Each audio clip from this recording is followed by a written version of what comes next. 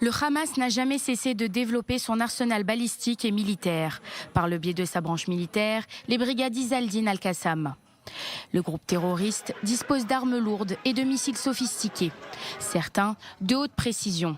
Des dizaines de milliers de fusils d'assaut AK-47, des dizaines de milliers de grenades, des dizaines de missiles anti-chars, d'engins tirés à l'épaule et des milliers de roquettes, stockés dans les cavités souterraines de Gaza, sous les jardins d'enfants ou sous des cimetières. Un arsenal balistique que le Hamas perfectionne entre les conflits et renforce pendant les périodes de trêve. À l'instar, sa stratégie après les 3 dernières confrontations avec Israël, 2008, 2012 et 2014.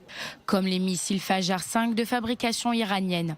Ce sont des missiles de courte et moyenne portée utilisés par le Hamas pour viser Tel Aviv et sa région. Le missile J-80 utilisé par les brigades Al-Qassam est capable de parcourir 100 km et contient 30 kg d'explosifs. Ce type d'engin a déjà été utilisé par le Hamas pendant l'opération Bordure protectrice de 2014. Le plus redouté par Tsahal reste le missile de type R-160, capable de charger une importante quantité d'explosifs entre 120 et 200 kg, et donc de causer des dégâts considérables et aller jusqu'à Haïfa, à environ 150 km du nord de Gaza. Autre arme que développe le groupe terroriste, des mini-drones de surveillance et d'attaque chargés d'explosifs. L'un d'entre eux avait été neutralisé en mai 2018 à proximité de la clôture.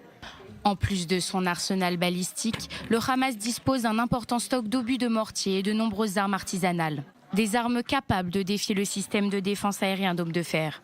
Depuis 1 an, les factions palestiniennes utilisent également des cerfs-volants et ballons incendiaires et piégés, qui visent les localités proches de la bande de Gaza.